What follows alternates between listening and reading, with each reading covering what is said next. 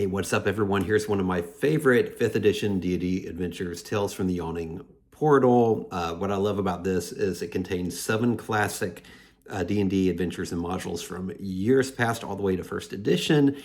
And one thing, too, is I do have a link in the description with, if you want to check the price, availability, whatever, for Amazon, I do have the link in the description. Now, the modules this contains, or the adventures, it's going to be against the giants, Dead and Thay, the Forge of Fury, Hidden Shrine of Timacoan, Sunless Citadel, Tomb of Horrors, and White Plume Mountain. Now, you can play this a number of ways. One is you can actually play this straight through. So it's going to start with the Sunless Citadel and then Forge of Fury. Those were 3rd edition adventures that came one after another. So Sunless Citadel is for characters 1 through 3rd level, and then it kind of goes up from there, just like your traditional 5th edition adventures, where every chapter is going to be, every chapter you're kind of, you may level up or whatever. So it can take you from 1st all the way to whatever level. So with this, it starts with the Sunless Citadel, goes up from there. Now you can do these all as one big campaign together, or you can just pick and choose. So you can take one of these and just put these into your existing campaign that you're running. So you have that option. If you are going to do this as a standalone, you can also do just standalone adventures too. So it's great for really those 3 scenarios.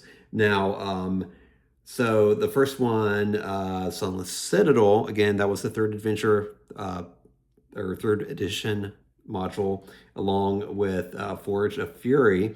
And then the next one is going to be the Hidden Shrine of Timacoan. That was a 1st adventure D&D module. A lot of the early ones, and really all these are going to be dungeon crawls.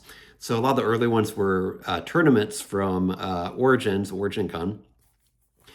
And so they're pure old school dungeon crawl. So I love that was one of my favorite one. It has kind of that Mayan Aztec kind of feel to it. Then you've got White Plume Mountain after that. Again, that's another one of my favorite ones.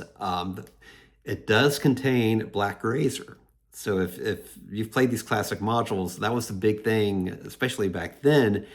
White Plume Mountain actually had Black Razor, which is a Signet sword, which was based off of Stormbringer from Elric. So if you've heard of Michael Moorcock's Elric and all the Eternal Champion series, that's classic fantasy. He kind of created the anti-hero, or was a co-creator of your hero that's not necessarily a good guy, and he had that kind of the evil living sword. So that is in White Plume Mountain. Dead and Thay, that was a D&D Encounters. So what that was kind of like Friday Night Magic for D&D. I'm not even sure if they still have that. That came out right when they were creating the 5th edition. So I guess technically it might be a 4th edition, but it was a D&D Encounter. So you've got Dead and Thay. Don't really know anything about that. Then another classic one written by Gary Gygax, Against the Giants. These were the original first D&D modules that came out. They were early tournaments, and it was 3.